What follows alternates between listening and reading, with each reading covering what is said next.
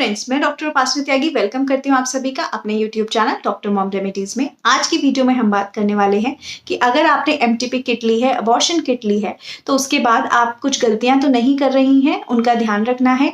वो गलतियां आपको नहीं करनी है अगर आप चाहती हैं कि गर्भ अच्छी तरह से क्लीन हो जाए, अंदर कुछ भी जो है पार्ट ना रहे, तो इन चीजों का आपको ध्यान रखना है। अगर वीडियो आपको अच्छी लगे तो लाइक कीजिएगा, औरों के साथ शेयर कीजिएगा।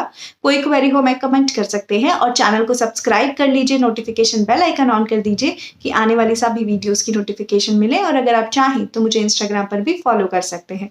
तो चलिए वीडियो को स्टार्ट करते हैं। जो ये अबॉर्शन किट होती है वो एक कॉम्बी पैक में आती है। 2 दवाइयां होती है, उनके कॉम्बिनेशन की दवाइयां हैं। उसमें एक गोली होती है जो आपकी मिफेप्रिस्टोन है और दूसरी गोली मीजोप्रिस्टोल की होती है। वो 4 गोलियां होती हैं जो मीजोप्रिस्टोल की होती है।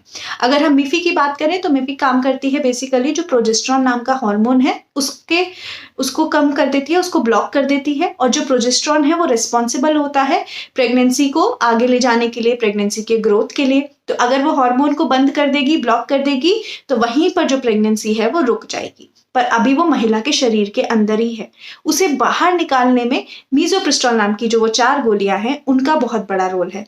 वो क्या करती हैं कि एक्सपेल आउट करती है, यूट्रस में कॉन्ट्रैक्शंस लाती हैं और जो भी पार्ट है अंदर उसको बाहर निकालने में मदद करती हैं।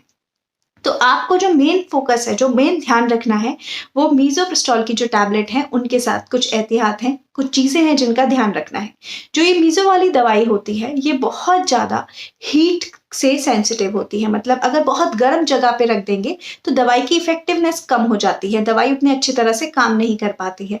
अब विंटर्स चल रहे हैं, इस टाइम सर्दियां का मौसम है, बहुत बार हम हीटर में बैठे रहते हैं, रूम का टेम्परेचर बहुत गर्म हुआ रहता है, हम ऐसे में दवाई को निकाल के छोड़ देते हैं, तो उससे भी उसकी इफेक्टिवनेस कम हो सकती है। तो आप अगर दवाई को पैक से ओपन कर रहे हैं तो याद रखिए कि इमीडिएटली तभी यूज करें और उसको स्टोर करने के लिए भी ऐसी जगह पे रखें जहां पे नॉर्मल टेम्परेचर हो, ऐसा ना हो कि बहुत ज्यादा गर्मी हो।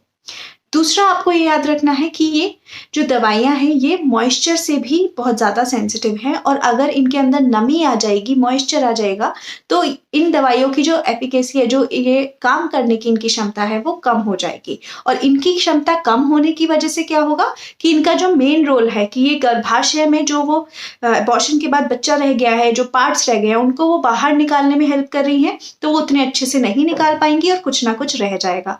तो आपको ये याद रखना है कि जो एनवायरनमेंट है उसके अंदर, जो आपके आसपास का माहौल है उसके अंदर नमी है, एयर के अंदर नमी है, तो वो दवाइयां निकाल के ऐसे ही टेबल पे रखकर कुछ काम करने मत लग जाइए। दवाइयों को पैक से तभी निकालिए जब आपको उनको यूज करना है, और दूसरा किसी गीली जगह पर भी वो पैक को आपको नहीं रखना है।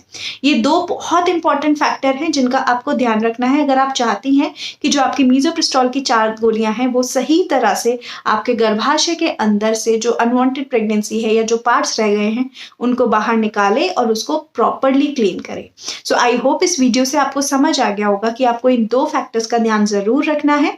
फिर भी कोई क्वेरी हो तो आप कमेंट कर सकते हैं और मेरी रिक्वेस्ट है आप सबसे कि प्लीज चैनल को सब्सक्राइब करके जाइएगा। Thank you so much.